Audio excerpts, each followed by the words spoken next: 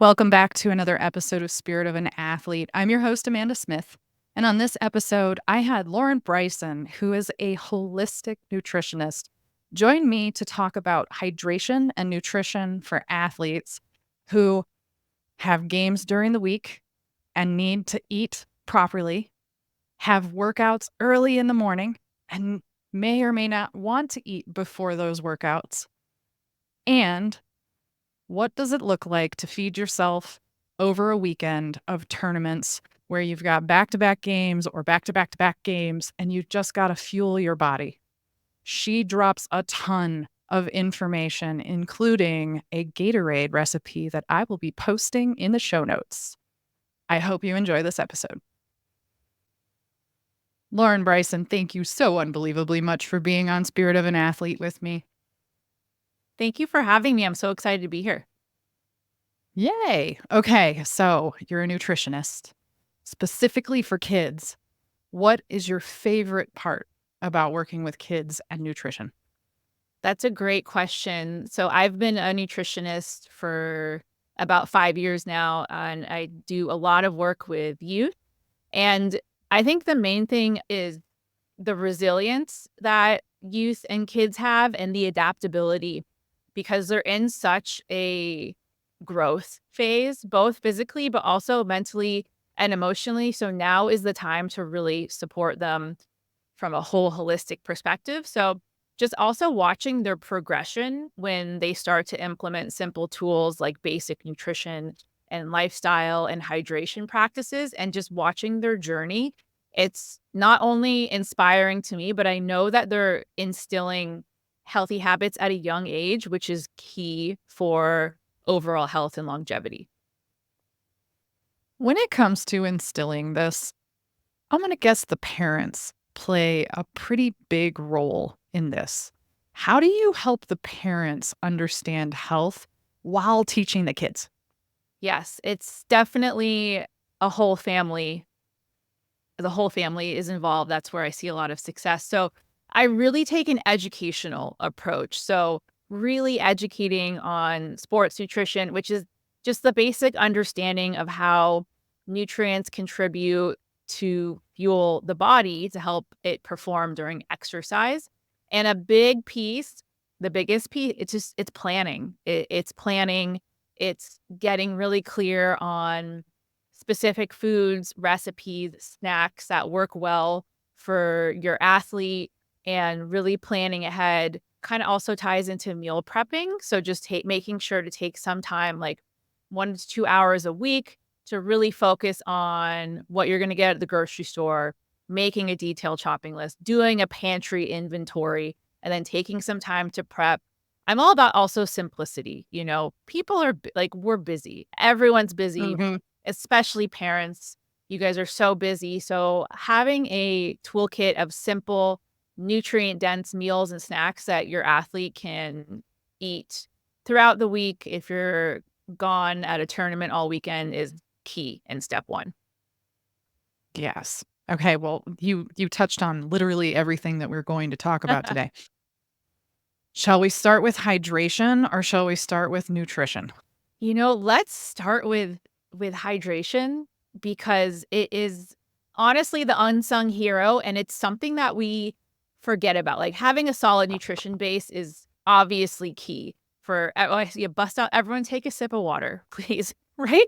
I'm like, okay, Everyone take a hydration. Here we sip of go. water, but water is the most important nutrient in your body and is essential for overall health.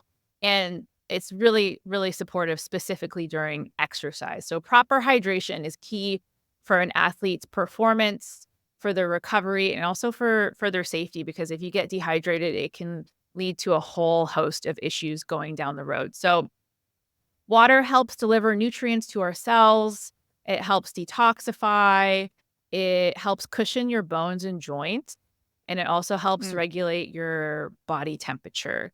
So ways to Ooh. really improve hydration and support hydration. I'm a big fan. Obviously, drinking water is going to be step one, but making a drink that has a little bit of unrefined Himalayan sea salt, some lemon juice, and some honey that will provide the actual electrolytes, which are electrically charged minerals, which actually help get the water into your cells. So you can be drinking all the water in the world, but if your electrolytes are imbalanced, you're just going to be peeing it out. So making your own homemade Gatorade, so with like coconut water, Himalayan sea salt, lemon juice. You could add some raw honey. You can really like kind of tailor it to what tastes good for you. You can add some fresh mint. You can add orange juice. But this is a great way to hydrate without all of that added sugar, the additives, the preservatives, and the food dyes that you can find in Gatorade. And it also tastes really good. So making your Mm, own homemade Gatorade, being sure you're hydrating with water and electrolytes. Also, being really mindful of diuretics. So, this is gonna be like your coffee, your tea, and your soda. Diuretics will pull the water from your cells as opposed to hydrating them. And then another tip I love is like, don't forget about hydrating foods. So, there's a lot mm, of foods out there that have a lot of water content and also electrolyte content. So it's mostly fruits and vegetables like watermelon or cucumber or lettuce or strawberries or celery. So adding in hydrating foods as well is going to be a really great tip. okay, I definitely wanna highlight some of the things that you pointed out here because it's worth pointing out. You can drink all the water in the world, but if you don't have electrolytes, your body's not gonna use it, you're just gonna pee it out. This is something that I feel like the science and the information is finally getting out, and people are starting to recognize this. Gatorade and you brought up a fabulous Gatorade recipe, I can't wait to write this down after I go back and listen to it, and maybe send it to me so I can put it in the show I notes also. will. Absolutely. Sweet. Yeah. Okay. So Gatorade was one of the first, be like Mike. I remember that Oh, commercial when I yeah. was, elementary school. I think that was in the late 80s, early 90s is when that came out. That was the first inkling of people realizing like we need more than just water. When you brought up the fact that we need something that one doesn't have a whole boatload of dyes, because I don't know about you, but when I drank the blue Gatorade, it turned my poop green. That's weird. And it's also all of the sugar that they put in there. What does sugar do when it comes to the body and actually adding hydration? Does it take away? Does it do some other weird things to our blood oxygen levels? Yeah. Sports drinks can contain between like 40 to 60 grams of added sugar. Cool. And it's not just sugar, it's added sugar. Reading food labels also is something I love to educate on. Everyone, turn your food label around, look at the added sugar, look at the ingredient list, and look at the serving size. Those are the top 3 most important things to look at when you're looking at a food label. But if you are having a drink that has 40 to 60 grams of added sugar, the recommended daily dosage is 25 grams for adults. And if you're having that, it's going to completely send you on the blood sugar roller coaster. It's going to spike your insulin. You are going to go up, up, up. You're going to feel great.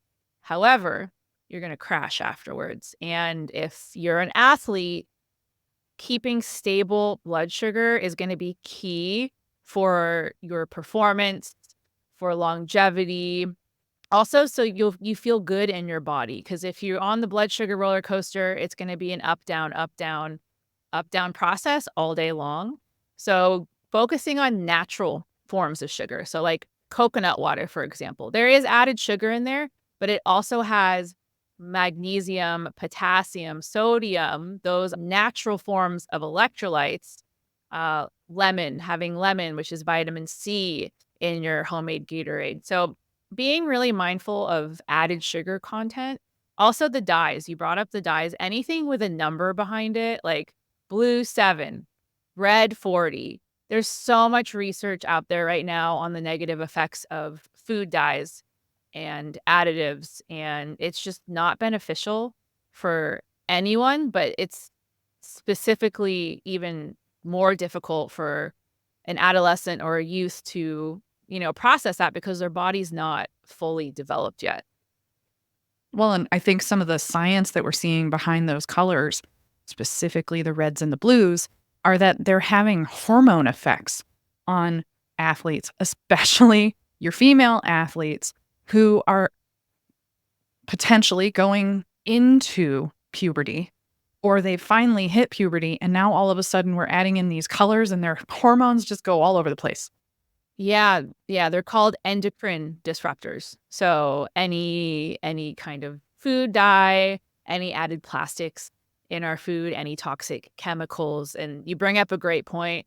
If you're a young woman who's about to start their cycle, it can completely dysregulate your entire hormone balance. And it's difficult to kind of re-regulate if things have been unregulated for so long. So just really being mindful of additives, chemicals, endotoxins, all of that stuff is also really helpful.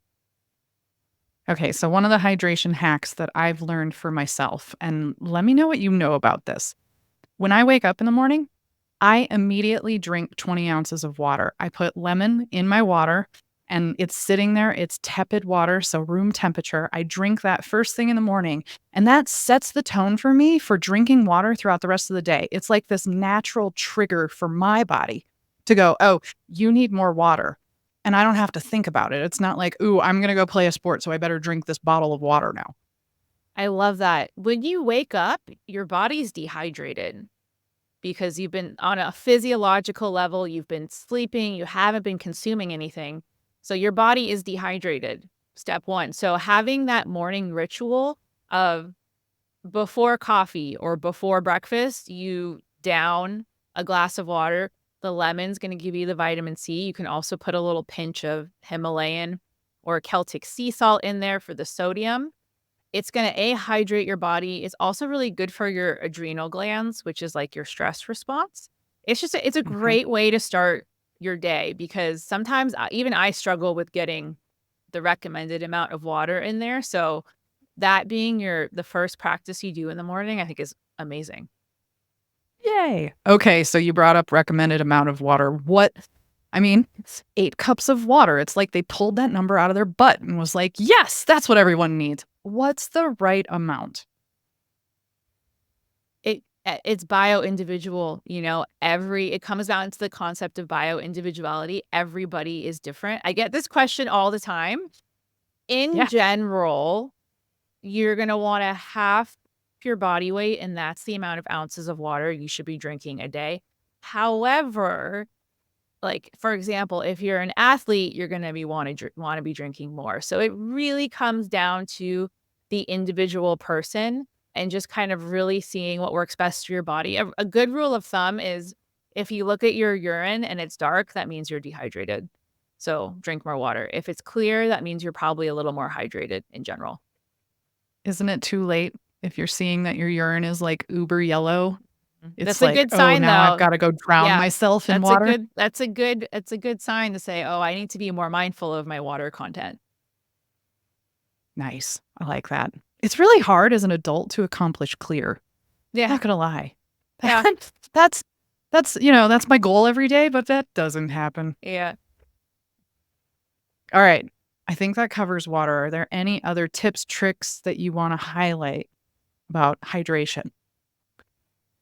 I think another big one is when you are hydrating, be sure you do it in between when you're eating. Because if you have a giant glass of water while you're eating a big meal, that's going to dilute your stomach acid. So your digestive absorption is going to be limited. So when you're hydrating, do it either like first thing in the morning, in between a meal, in between a snack.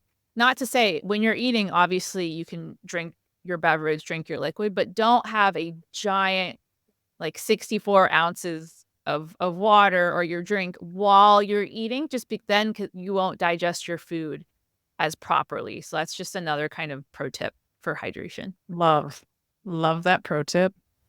In Ayurveda, we call that Agni, the stomach fire. We wanna keep that fire going. So, yeah, that's a solid tip. Okay, nutrition. Our our version of nutrition over my lifetime has changed. The USDA version of what we should be eating and feeding ourselves. What version do you work from at this point? See, I'm a 90s kid, so I grew up on the food pyramid. I grew up in the when fat was villainized, so everything was fat-free, but it had 1,000 grams of sugar and, like, weird ingredients. So nu Mhm. the approach to nutrition has absolutely changed. So I'm a holistic nutritionist, and I really work on it's called the Eating for Health model. And basically, it emphasizes nutrient dense whole foods. And when I say nutrient density, that means you get your bang for your buck. So the nutrient density of blueberries is going to be a lot higher than the nutrient density of Cheetos. Because with the blueberries, you're Yeah. gonna get the fiber, you're gonna get the antioxidant. So you really want to really prioritize whole foods over processed foods as best as you can. Also give yourself some grace because, the food world we live in and the options that are out there, they're designed in a lab to make us addicted to the food. So that's a whole nother that's a whole nother topic. But I really prioritize whole foods over processed foods. And so for sports nutrition, you basically want to fuel your body. So nutrients get converted into energy in the form of ATP, and then it's the energy from the breakdown of ATP that causes your muscle cells to contract. So we have our three macronutrients. We have fats, we have proteins, and we have carbs. Then we have our micronutrients, which are going to be our vitamins, minerals, phytonutrients. And every single one of those is important. There's no, I feel like there's a lot of rigidity sometimes in the nutrition Mhm. world, and there's so much information out there. It could be so confusing, like, do I do keto? Do I do paleo? Do I do vegan? Do I do vegetarian? And what it really comes down to is finding what works best for you, but just getting the foundations right is going to be key. So, protein is really important for muscle maintenance and for growth and for repair. Fats are anti-inflammatory, healthy fats, not processed fats. So anti-inflammatory and they help with long-term energy. And then carbs are really good for immediate energy and also help with protein synthesis in recovery. So when you're looking at foods, look for the whole food. So fresh fruit, whole grain like quinoa, brown rice. So for protein, it could be animal protein, plant protein, so like cold water fish, eggs, beans and grains. Protein powder is also a great option. And then for fats, you're gonna want your healthy fats. So this is gonna be like your olive oil, your nuts and seeds, avocado, coconut, and eggs. And supporting your body and your training with a supportive diet is gonna be key for performance, but also just as I said, for healthy habits throughout your life. It's really good to set the foundation younger. Okay, so one of the things that I always do with my people is teach them what is a protein, what is a fat, what is a carb. Go label these things from a whole food perspective because it's kind of easier when it comes to things that come in cans and boxes, kind of. But I heard one that I'm like, wait, you said eggs? Is eggs a fat or a protein? Both. Whoa. It's both. Is it like perfectly split? Like it's 50% fat, 50% protein? Or like if I had to give it a macro, what's the macro? That's a great question. So eggs have omega-3 fatty acids in there, which is an essential fatty acid, highly anti-inflammatory, really good for brain health and heart health. They also have protein in there. I don't know the specific breakdown per se, but from my perspective, you're kind of knocking out two birds with one stone with an egg.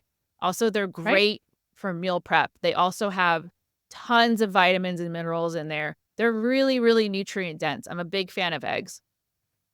So am I. Yeah. So am I. Do they also help with the endocrine system since they're an egg? Yeah, so they have those healthy fats in there, which help balance your hormones and just kind of help keep energy levels stable throughout the day. Because when we digest food, that can also tie into our endocrine, everything's connected. That ties into our endocrine system, our hormone balance, and the healthy fats and the protein in the eggs will help balance your hormones. Okay. All right. Okay. So when it comes to an athlete who has one game in a day, so say it's a weeknight, give the toughest scenario for the parents, the easiest scenario for the kid. It's a weeknight. The kid has one game. What do they eat before they go to their game, and how much in advance of their game should they eat? That's another great question. So exercising on a full stomach is not advised. Whoa. You know, I mean, I know when I've done it and I've just felt terrible. So when food is in your stomach for when you're trying to digest food and you're at a game or you're working out, this can cause stomach upset, nausea, cramping, all that kind of stuff. So foods to avoid before exercise, anything with a lot of fat because it's a little bit slower to digest. So any like donuts, french fry, meat, like any big heavy meal is not going to be supportive before any type of game just because glucose, which is a carb, is the preferred source of most exercise for energy. A good pre-exercise meal is going to be something that's high in carbohydrates and also easy to digest. So like a smoothie with some fresh fruit and maybe a little bit of protein powder, or oatmeal with some nuts, whole wheat toast with nut butter, fruit with nut butter, and obviously making sure you're hydrated. So something that has a good healthy carb in there and nothing huge before a meal, just so because the carbs will give you that energy source. So carb loading before, so that was a thing I think in like the early 2000s. You saw marathon runners just eating piles of spaghetti the day before. The day before, thankfully, they go and run a marathon. Is that something that you would recommend? No, Okay, good. no, Please no. no. That's just a short no. Just because it comes down to digestive capacity. And if you're digesting a giant meal, all of your blood flow is going to go. When you're digesting, your blood flow goes to your gut to support digestion. So it's not going to be flowing through your muscles, your other organs, your brain. You're not going to probably feel well, in your Right. actual physical body. So before having something small and also prioritizing a whole food. So whole grain carbohydrate, a whole piece of fruit is going to be a great place to start. I love that. Okay. All right. Next scenario. 6 a.m.s. So this is for my college kids. I remember having to go to 6 a.m.s, and this was like, I think it was 3 days a week, Monday, Wednesday, Friday. And I personally needed to consume something Mhm. before I went because working out as hard as we did for that hour, hour and a half was intense. When it is an intense workout like that, is it good to eat before, or is it better to fast while you're working out that early in the morning? I was looking at research on this and it can go both ways, honestly. Depends on the body. It depends on the body. It depends on the person's metabolism. It depends on their hormones. It depends on their digestive capacity. If you did want to eat before a 6 a.m., I would go for a smoothie just because it's really easy to digest and you could do something simple with like a banana, some protein powder, a little bit of nut milk. Just keep it really simple. But if you do need to eat before working out really hard, I would do a smoothie with like some carbs, maybe some avocado in there for a healthy fat.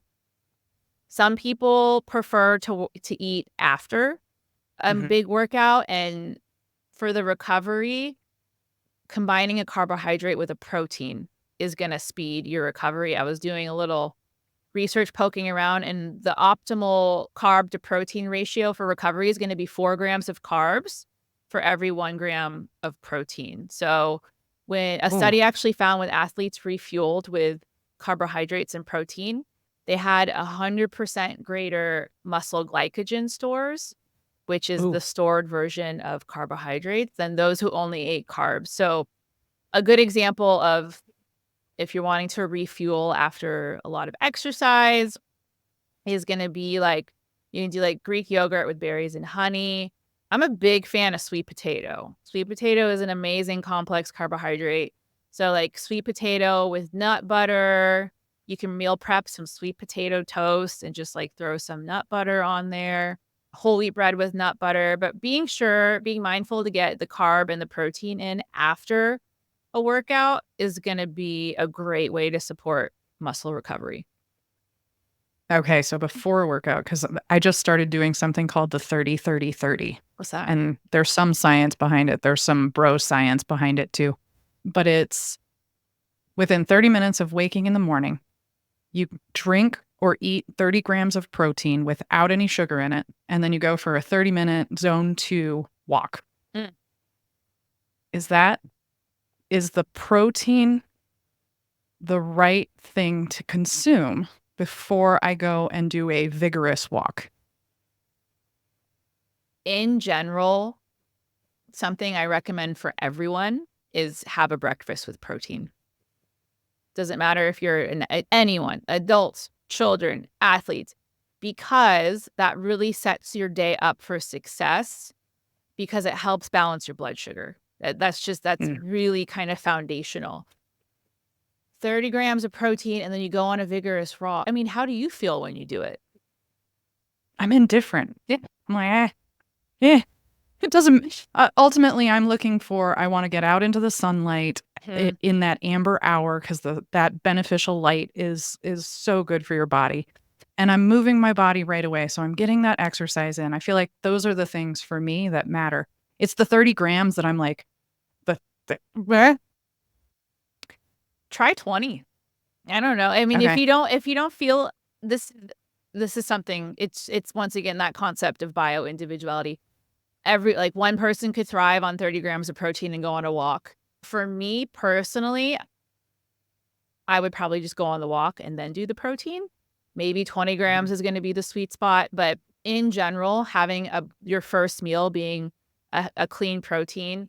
Also, if you add in a little healthy fat, like eggs and avocado is a really great, like simple way to kind of start your day. But it will, as I said, it really is good for balancing blood sugar, balancing your hormones, keeping energy levels stable throughout the day. And usually you have a lot less cravings throughout the day. I find personally, if I have a protein-rich breakfast, I'm not reaching for the chips at 1 o'clock. If I have a pretty heavily carb breakfast, I'm eating everything in my cabinet. Yeah. That's something I definitely want to look into. Yeah. Play around with. So the bro science behind it, and this one has to do with timing, right? So the timing of waking up and then having the protein and then going for the walk says that instead of my body burning the fat, it will burn the protein that's sitting in my stomach. And I'm like, it's not digested though. Exactly. It's sitting in my stomach. I'm going to look. I always like learning about new things and like understanding the reasoning why behind that. I'm going to look into this. I don't know on the top of my head how I would explain that, but I want to learn more. Initially, I would think if you're digesting, it's not something you burn.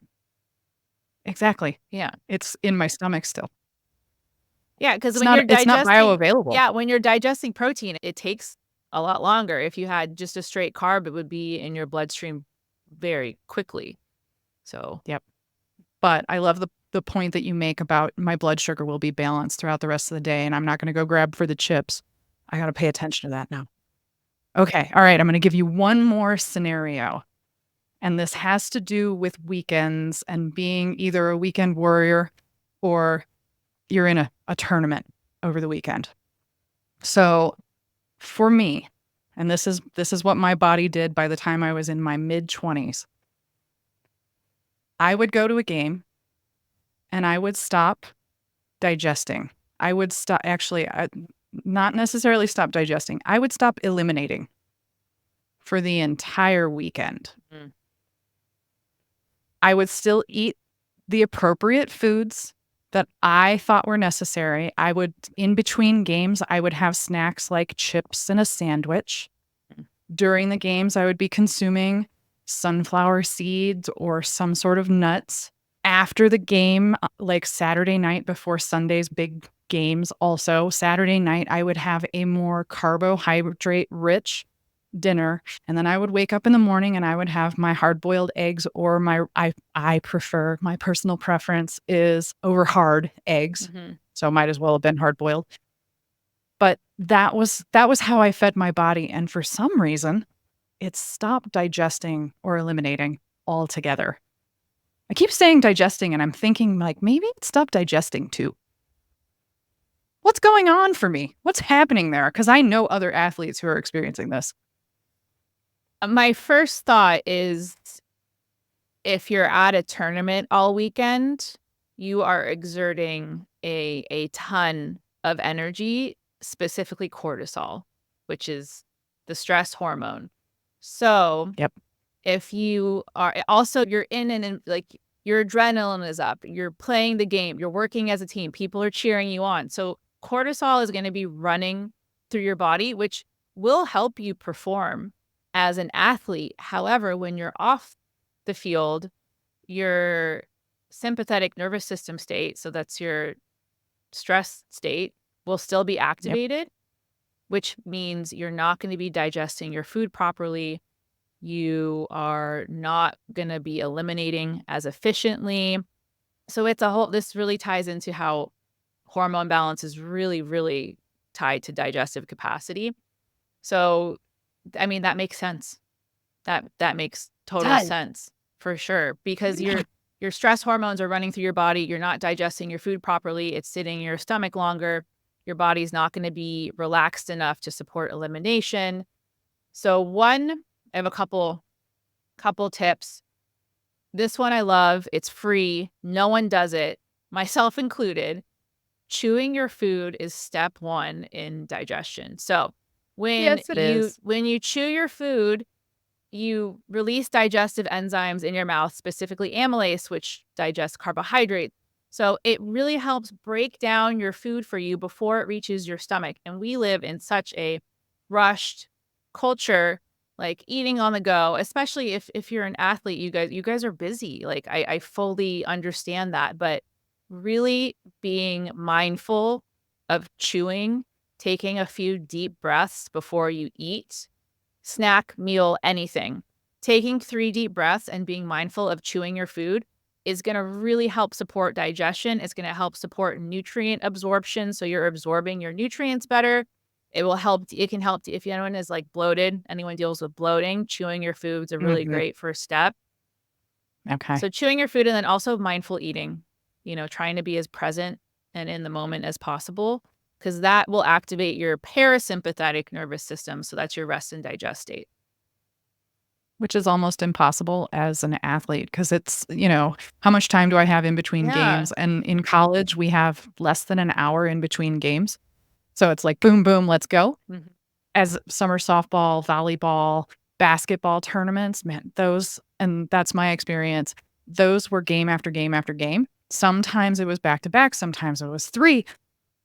And there's like little itty bitty moments of time to be able to actually grab some food, and you're just shoving it in because Yeah. I need fuel. So, what are some really good things when you've only got a couple of minutes to consume your food? What are the ideal foods to go for?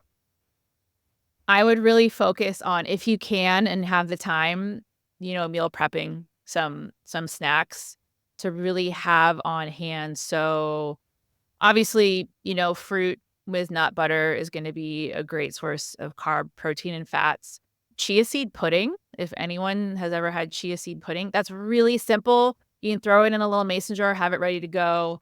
Tortilla wraps with turkey, is Greek yogurt with blueberries. But having these things on hand is going to really set you up for success. And then also, dates with nut butter is also a really good Ooh, one. It also mm, it tastes delicious.